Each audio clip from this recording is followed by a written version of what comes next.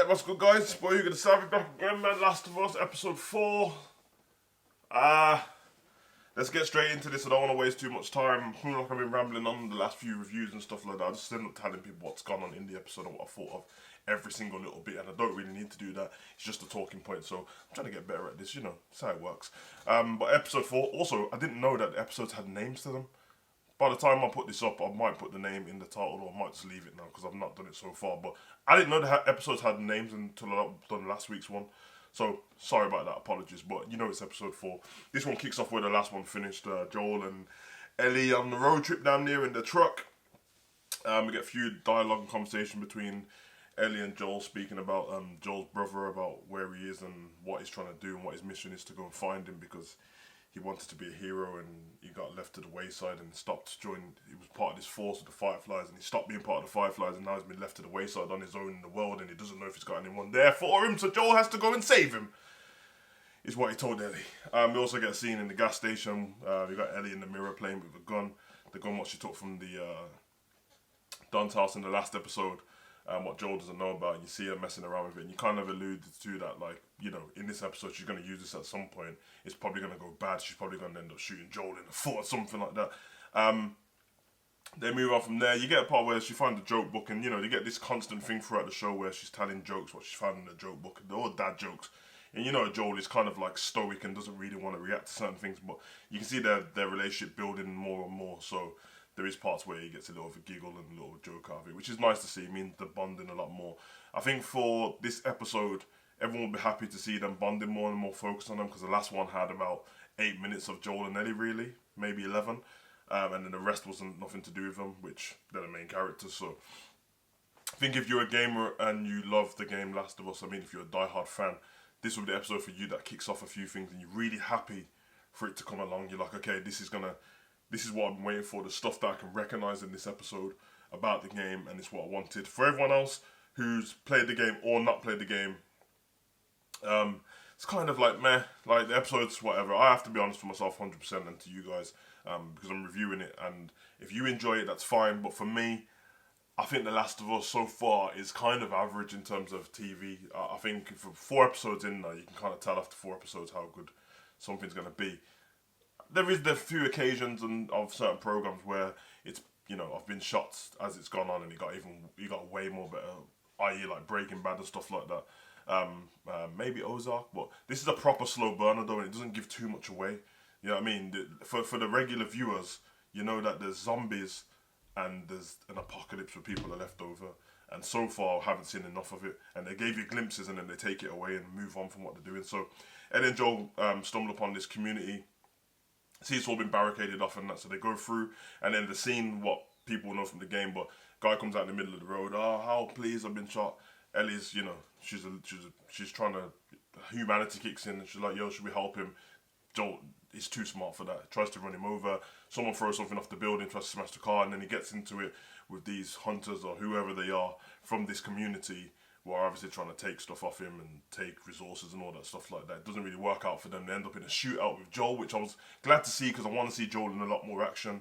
Tells Ellie to get behind the wall and stay there. Joel shoots out with these guys, and then one of them attacks him and tries to kill him, strangle him, and then Ellie comes out the wall and uses the gun, what she got, shoots the guy. He doesn't die instantly, and Joel's a bit shocked. He doesn't really mention anything, doesn't say thank you to Ellie or anything at the time. He just tells Ellie, go behind the wall. The man starts screaming, please don't kill me, all this business. But at this time, Joel does what he does. He doesn't shoot him, but you can hear that he's used a knife on him. Then they move on from there, and Joel really doesn't allude to anything with Ellie at all for the next however long in the program. He doesn't say anything, where did you get the gun from, or anything like that. He just gets kind of sad for her, and she looks very upset that the guy's dead. The guy gets brought back to this camp where these people are. This community is run by this woman, and then she got a right-hand man who looks like some army guy. I think the woman is I think it's Rose from 2.5 Men. It looks like her anyway. Don't know why she's the head of the camp. I don't know why she's the leader, but she's having a conversation with the doctor. She's saying, talking about where's my brother. I think the guy who got injured, who got shot from Ellie, was her brother, and he gets brought back to camp. The guy who she speaks to is handcuffed, is a doctor, is a hostage. And then when she finds out that the doctor can't help her brother, she gets rid of him. So yeah, don't know what's going on there. There is a part where they go to a building where they're searching certain things because she puts out a call once the guy's dead that somebody around, we need to go and find them. They go on a little mission trying to search different buildings. Doors are getting kicked off everywhere. They stumble upon this thing where it looks like the floor's damn near got a heartbeat. It looks like a nest. I don't know if they thought it was like, I can't remember what they're called, bloomers or whatever, coming out the floor. And they choose not to tell the rest of the camp, which kind of signals that, her leadership qualities are a bit all over the place. And then Joel and Ellie break into a house, which looks like a nice house for them. I mean, I can imagine if you're in an apocalypse and you stumble upon somewhere nice to stay, i.e. like what happened in The Walking Dead when they got into a nice community, you'd be quite happy. But they break into there, try and get some shut-eye, get some sleep and rest. And Joel sprinkles all the stuff down on the floor, some glass to make sure that they don't get crept upon while they're sleeping.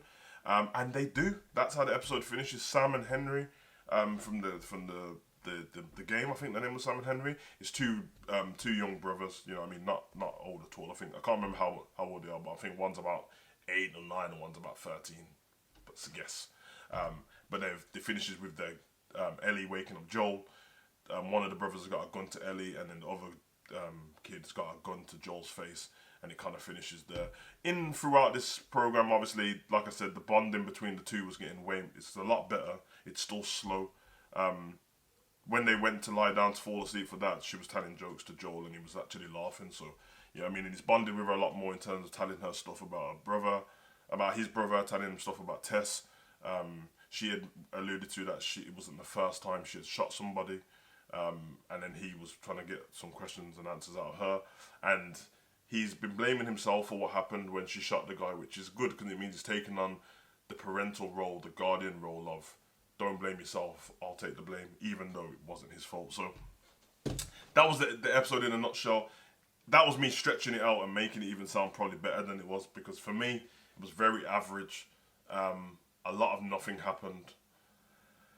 A lot of questions weren't answered. I don't know. You guys have to let me know what you think in the comment section, because these are just one person's perspective that is watching it, and clearly there's probably millions of people watching it, or hundreds of thousands, and we're not all going to like it or dislike it. But I just want to know, I didn't dislike it, I just thought it was meh. And I think for episode 4, it's a bit like, come on man, because the last episode had no focus on Joel and Ellie, and for an episode of any program, it was a good episode. But for episode of Last of Us, the last episode didn't really do it either, because yes, we saw the lifespan of a couple and what it would be like to be the last of the people as a couple growing old together, but I didn't really see anything to do with what's wrong and what's going on with the zombies and stuff like that. So I'll leave it there and let you guys chop that one up in the comment section. I mean, you already established, comment, like, subscribe and share. You already know the deal.